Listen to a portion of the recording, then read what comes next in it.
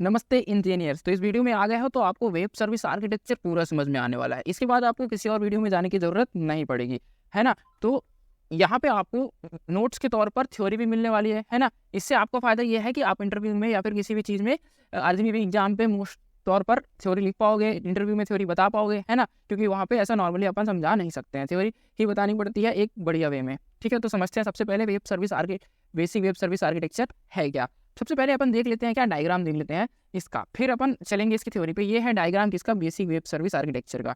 इसके अंदर क्या क्या है, सब 3 रोल है बेसिक वेब सर्विस के। क्या क्या है वेब सर्विस के role? Service registry, service requester, service provider. याद रखना कौन से रोल्स हैं, सर्विस रजिस्ट्री, सर्विस रिक्वेस्टर और सर्विस प्रोवाइडर। 3 रोल है, याद रखना, भूलना मत। ठीक है, अब इन 3 रोलों में क्या क्या ऑपरेशंस होते हैं। एक ऑपरेशन होता है पब्लिश, एक ऑपरेशन होता है बाइंड और एक ऑपरेशन होता है फाइंड, है ना। पब्लिश के अंदर ये चीज़ें होती हैं, बाइंड के अंदर भी, फाइंड के अंदर ये चीज़ें होती हैं, और ये चीज़ें ये बाद में बताऊंगा ये क्या है। ठीक है, तो चलिए चलते हैं ऊपर डिस्क्रिप्शंस की ओर, ताकि हम थोड़ा सा इन्हें समझ पाएँ और अच्छे से, है ना। तो अपन यहाँ पे आते हैं, सबसे पहले अपन देखते हैं इसकी इंट्रोडक्शन, है ना। Web services are a mode of communication between the client and server. क्या है वेब सर्विसेज? कुछ नहीं है बल्कि कम्युनिकेशन का मीडियम है, किसके बीच में, क्लाइंट और सर्वर के बीच में कम्युनिकेशन करवाता है वेब सर्विसेज, है ना। Application on the world wide web. Application कहाँ पे, वर्ल्ड वाइड वेब पे, www पे, है ना। जैसे www.google.com, ऐसी ही एप्लीकेशंस जो होती हैं वो क्लाइंट और सर्वर के बीच में जो इंटरेक्शन करवाती हैं वो क्या है, वो वेब सर्विसेज हैं, है ना। आगे देखते हैं, the architecture of web services consist of 3 role. मतलब वेब सर्विसेज का आर्किटेक्चर जो होता है 3 रोल कंसिस्ट करता है। कौन कौन से रोल हैं ये देख लेते हैं। अपन ने भी देखा था ना, सर्विस प्रोवाइडर, सर्विस रिक्वेस्टर और सर्विस रजिस्ट्री। क्या क्या रोल है, सर्विस प्रोवाइडर, सर्विस रिक्वेस्टर और सर्विस रजिस्ट्री। 3 रोल हैं, ठीक है, ध्यान देना, याद रखना, भूलना मत। Service provider, service requester, service registry. ठीक है, आगे चलते हैं। The interaction consist of 3 operation. मतलब कि इन्हीं तीनों रोल के इंटरेक्शन होंगे ना आपस में। सर्विस प्रोवाइडर इंटरेक्ट करेगा, सर्विस रिक्वेस्टर इंटरेक्ट करेगा, सर्विस रजिस्ट्री।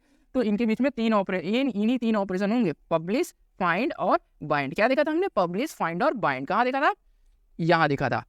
ये फाइंड, पब्लिश और बाइंड, ये ऑपरेशंस है ना, जो कि इन 3 रोल्स में होने वाले हैं, service requester, service provider, service registry. ठीक है, इन तीनों पे आगे आ जाते हैं उसी पेज पे जहां अपन थे। ठीक है, तो वेब सर्विसेज रोल को पहले समझ लेते हैं, रोल आखिर है क्या, कैसे काम करते हैं। सबसे पहला रोल है अपना सर्विस प्रोवाइडर, है ना। तो सर्विस प्रोवाइडर क्या होता है, this is the provider of the web service. ये क्या है, वेब सर्विस का प्रोवाइडर होता है। The service provider implement the service and makes it available on the internet. मतलब कि सर्विस प्रोवाइडर सर्विस को देता है और उसे इंटरनेट में अवेलेबल करवाता है ना। ये कितनी मतलब इन जैसी चीज़ें सीधे सीधे समझ में आ रही है। सर्विस रिक्वेस्टर अगला है अपना, तो सर्विस रिक्वेस्टर नाम से समझ में आ रहा है, सर्विस को रिक्वेस्ट करता है। ठीक है, this is any consumer of the web service. The requester utilize an existing web service by opening a network connection and sending an XML request. इसका मतलब क्या है, जैसे आप गूगल पे क्या करते हो, सर्च करते हो www.w3school.com। ठीक है, तो जहाँ पे ये आ जाएगा, आप रिक्वेस्ट भेजे, आपने जैसे वो रिक्वेस्ट भेजी तो आपको XML HTML फॉर्मेट में आपको वो मिल जाएगा डेटा, है ना। तो ये रिक्वेस्ट करने के बाद, रिक्वेस्ट आपने की, आप हो गए क्लाइंट, वहाँ से डेटा आया, वेबसाइट आई, उन लोग वहाँ से सर्वर से डेटा भेजे। तो ये क्लाइंट सर्वर कम्युनिकेशन इस प्रकार होता है। ये दोनों ही वेब के कंपोनेंट है ना, आपस में इंटरेक्शन कर रहे हैं। और जिसने सर्विस रिक्वेस्ट की है यानी आपने, तो आप यहाँ पे क्या हो गया, सर्विस रिक्वेस्टर हो गए, और जिस सर्वर ने W3 स्कूल वाले ने सर्विस प्रोवाइड की है तो वो क्या हो गया, सर्विस प्रोवाइडर हो गया। इस प्रकार रोल्स हैं इसके अंदर। अब अपन आ जाते हैं सर्विस रजिस्ट्री की ओर। सर्विस रजिस्ट्री क्या होती है, this is logically centralize directory of services. मतलब कि सर्विसेज के बीच में एक बीच की सेंट्रलाइज डायरेक्टरी है लॉजिकली। ठीक है, इसके अंदर होता क्या है ये देख लेते हैं। The registry provides a central place where developer can publish new service on find existing ones। मतलब कि एक रजिस्ट्री है जहाँ पे डेवलपर नई सर्विसेज को क्या करते हैं, पब्लिश कर सकते हैं, और या फिर फाइंड कर सकते हैं, जो कि एग्जिस्ट करता है उसको फाइंड कर सकते हैं, है ना, एग्जिस्टिंग वन को। काफी मिस हो गया है, ठीक है, ये कर देते हैं, जाके फाइंड कर सकते हैं किसको, एग्जिस्टिंग वन को, है ना। इट देयरफॉर, जैसे कि सर्च इंजन कह सकते हो आप लोग, है ना। It therefore serves as the centralized clearing house, है ना, for the companies and their services. मतलब अलग अलग तरीके की कंपनीज के लिए ये एक सेंट्रलाइज जगह है जहाँ पे ये लोग अपने वेबसाइट्स को, वेब सर्विसेज को अपलोड करते हैं, इंटरनेट में अवेलेबल करवाते हैं, और क्लाइंट जो कि रिक्वेस्टर है वो उसे मिल जाती है ना। अब इसके अंदर के ऑपरेशंस देख लेते हैं हम लोग, है ना। वेब सर्विसेज में operation in the web services architecture, ये काफ़ी इंपॉर्टेंट चीज़ है। ये समझ में आ जाएगी तो मतलब मजा ही आ जाएगा, फिर वो डायग्राम से आपको चीज़ें भी समझ में आ जाएंगी, है ना। एक है पब्लिश। पब्लिश क्या है? In the publish operation a service description must be published so that a service requester can find the service. Description क्या हो रहा है? पब्लिश हो रहा है ना, जिससे सर्विस रिक्वेस्टर क्या है? फाइंड कर सके सर्विस को। अपन आते हैं डायग्राम पे। डायग्राम पे पब्लिश कहाँ है ये देख लेते हैं। ये पब्लिश है ना। ये WSDL और UDDI क्या करते हैं? सर्विस के डिस्क्रिप्शन को लिखने के लिए मॉडल्स हैं। ये मैं आपको बताऊंगा अगले वीडियोस में, ठीक है, इनके बारे में। यहाँ पे पब्लिश हो रहा है। पब्लिश कौन कर रहा है? सर्विस रजिस्ट्री, है ना। क्या क्या डिस्क्रिप्शन पब्लिश कर रहा है? इसके पास क्या है? सर्विस डिस्क्रिप्शन कंटेन कर रहा है सर्विस रजिस्ट्री, है ना। बोला था ना, बताऊंगा क्या कंटेन करता है? Service description. सर्विस रजिस्ट्री के पास है सर्विस डिस्क्रिप्शन, वो क्या कर रहा है? पब्लिश कर रहा है ना।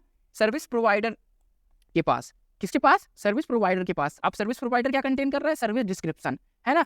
तो सर्विस रिक्वेस्टर फिर से क्या करेगा? बाइंड कर सकता है क्या?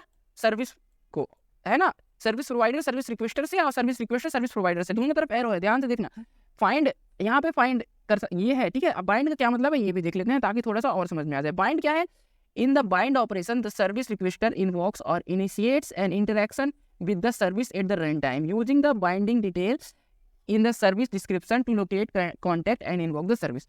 मतलब कि सर्विस रिक्वेस्टर क्या है? बाइंड करेगा तो उसे सर्विस की डिस्क्रिप्शन मिलेगी, सर्विस मिलेगी, इसके थ्रू वो सर्विस को कॉन्टैक्ट कर सकेगा, सर्विस को डिस्क्रिप्शन से सर्विस को समझ सकेगा और सर्विस को यूज कर सकेगा, है ना। सर्विस रिक्वेस्टर, यही चीज़ क्या है? सर्विस प्रोवाइडर भी सर्विस रिक्वेस्टर बन सकता है, सर्विस रिक्वेस्टर भी सर्विस प्रोवाइडर बन सकता है। कि कैसे? क्योंकि दोनों के पास भी चीज़ें हो सकती हैं, है ना, अलग अलग सर्विसेज। तो ये इस प्रकार काम करता है।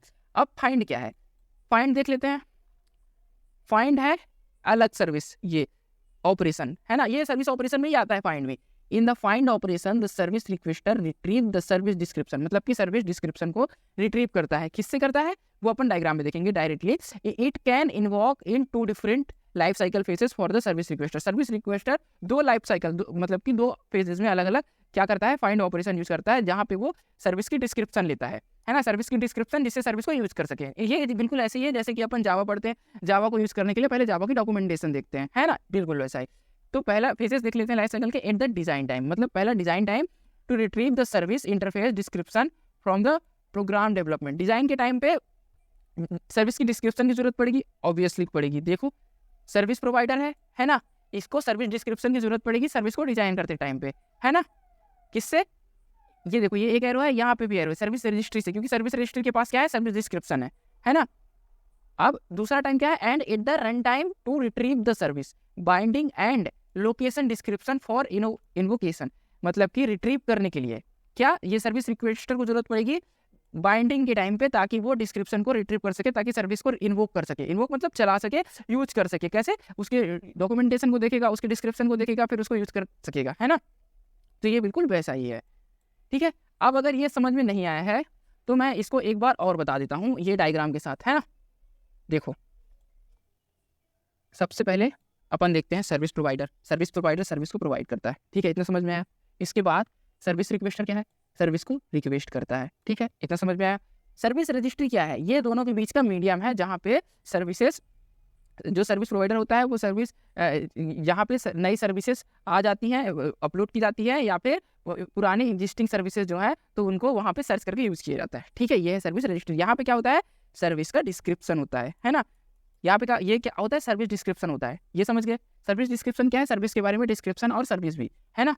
अब इसके अंदर ऑपरेशन क्या क्या होते हैं ये तो हो गए अपने रूल वेब सर्विसेज के, बेसिक वेब सर्विसेज के। पर इसके अंदर क्या क्या चीज़ होती है? एक होता है फाइंड, एक होता है पब्लिश, एक होता है बाइंड। ये 3 हो गए इसके ऑपरेशन, जो कि इन पे परफॉर्म होते हैं पूरे वेब सर्विसेज पे। फाइंड क्या करता है? फाइंड क्या करेगा? डिस्क्रिप्शन को फाइंड करेगा, है ना, और यूज करेगा सर्विस को, है ना। रिक्वेस्टर फाइंड किससे करेगा? सर्विस रजिस्ट्री से, ठीक है। अब यहाँ पे पब्लिश क्या है? सर्विस प्रोवाइडर जो है सर्विस को क्या करेगा? पब्लिश करेगा। डिस्क्रिप्शन को पब्लिश कर सकता है ना, क्योंकि इसने सर्विस को बनाई है तो इसके पास सर्विस डिस्क्रिप्शन ऑलरेडी है ना। तो ये सर्विस डिस्क्रिप्शन और सर्विस है, सर्विस एंड सर्विस डिस्क्रिप्शन दोनों चीजें हैं। तो ये क्या करेगा? पब्लिश कर देगा सर्विस रजिस्ट्री में, है ना। ये बिल्कुल ऐसे ही समझ सकते हैं जैसे कि हमारे पास क्या है? गूगल है ना। अब गूगल में अपन वेबसाइट को डिप्लॉय करते हैं और कोई और उस वेबसाइट को यूज करता है। तो गूगल क्या हो गया यहाँ पे, सर्विस रजिस्ट्री हो गया। तो गूगल के पास हमारी वेबसाइट यानी कि सर्विस भी है और सर्विस का डिस्क्रिप्शन भी है ना। ये इस प्रकार सर्विस रजिस्ट्री काम करता है। और इसका फॉर्मेट क्या होता है, WSDL UDDI, है ना। ये इसके बारे में मैं फिर बता रहा हूँ, बाद में अगले वीडियो में बताने वाला हूँ, है ना। तो इस प्रकार पब्लिक्स काम करता है। एक बार और डिस्क्रिप्शन को पढ़ लेना, चीज़ें अच्छे से समझ में आ जाने वाली हैं, है ना। कुछ भी ऐसा नहीं है जो बहुत टफ सा है। वेब सर्विसेज कुछ भी नहीं है, जैसे वेब में होने वाली चीज़ें हैं जो कि वेब सर्विसेज के अंदर आते हैं। वेब में जितनी भी सर्विसेज मिलती है वेब सर्विसेज हैं, है ना। अब जो कि क्या कहते हैं, HTTPS प्रोटोकॉल से अपन क्लाइंट सर्वर से डेटा ले जाते हैं, है ना। तो आशा करता हूँ वेब सर्विसेज समझ में आ गया होगा। और नहीं आया, कुछ भी कंफ्यूजन है तो कमेंट सेक्शन में पूछ सकते हैं, मैं इसका श्योर जवाब दूंगा, ठीक है। तो सब्सक्राइब कर लो अगले वीडियो के लिए। Thank you guys for watch.